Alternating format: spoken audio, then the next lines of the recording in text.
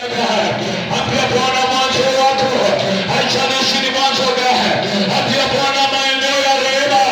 Yesu akaachilia rehema. Yesu akaachilia rehema. Omba tu katika hii neema. Ambia Bwana maeneo yanaweza kuwa makubwa, lakini Yesu anaweza tutembelea kwa sababu anatupenda.